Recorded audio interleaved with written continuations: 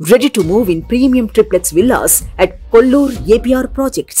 Delhi liquor scam లో కవిత పాత్ర ఉన్నట్టు తమ దగ్గర పక్కా ఆధారాలున్నాయని చెప్తోంది ఈడీ.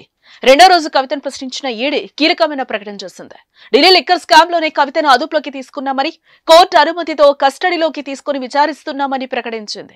ఈ స్కామ్ లో అత్యంత కీలకమైన 100 కోట్ల డబ్బు తరలింపులో కవిత పాత్ర ప్రమేయం ఉందని ఈడీ ప్రకటించింది. ఆమ్ ఆద్మీ పార్టీ నేతలకు ఈ 100 కోట్లను చేర్చారని తెలిపింది. ఈ కేసులో మొత్తం 240 చోట్ల సోదాలు చేశామని, 128 కోట్ల విలువైన ఆస్తులను జప్తు చేశామని చెప్పుకొచ్చింది. ఢిల్లీ మాజీ ఉప ముఖ్యమంత్రి మనీష్ సిసోడియా, సంజయ్ సింగ్, విజయ్ నాయర్లతో కవితకు సంబంధం ఉందని వాదిస్తోంది ఈడీ. ఈ కోణంలోనే రెండో రోజు కూడా కవితపై ప్రశ్నల వర్షం కురిసినట్టుగా తెలుస్తోంది.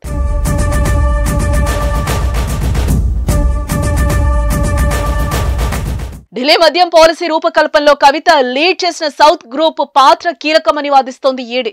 కొత్తగా అమలు చేసిన పాలసీలో హోల్సేల్ గా లిక్కర్ ను ఎవరు సప్లై చేయాలి, రిటైల్ షాప్స్ ఎవరికి ఇవ్వాలనేది సౌత్ గ్రూప్ నిర్ణయించిందని ఈడీ చెప్తోంది. సౌత్ గ్రూప్ కు సహకారం అందించినందుకు ఢిల్లీలో అధికారంలో ఉన్న ఆపు ప్రభుత్వంలోని కొందరు నాయకులకు ముడుపందించారని కూడా ఆరోపించింది. అందులో ఢిల్లీ ఉప ముఖ్యమంత్రిగా ఉన్న మనీష్ సిసోడియా అనుచరుడైన విజయ్ నాయర్ ద్వారా 100 కోట్ల డబ్బులు చేరాయని చెప్తోంది. ఈ 100 కోట్లు ఎక్కడి నుంచి వచ్చాయి, ఎవరిచ్చారు, అందులో మీ పాత్ర ఏంటి అన్నది ఇప్పుడు కవితను ఈడీ అడుగుతోంది. అయితే కవిత మాత్రం అసలు ఈ కేసే ఫాల్స్ అని చెప్తున్నారు. అయితే ఈడీ మాత్రం ఖచ్చితంగా ఇందులో కవిత పాత్ర ఉందన్నది ఈడీ వాదన. ఈ నేపథ్యంలోనే కవితను కస్టడీలోకి తీసుకున్న ఈడీ ఇవాళ కీలక ప్రకటన చేయడం సెన్సేషనల్ అవుతోంది.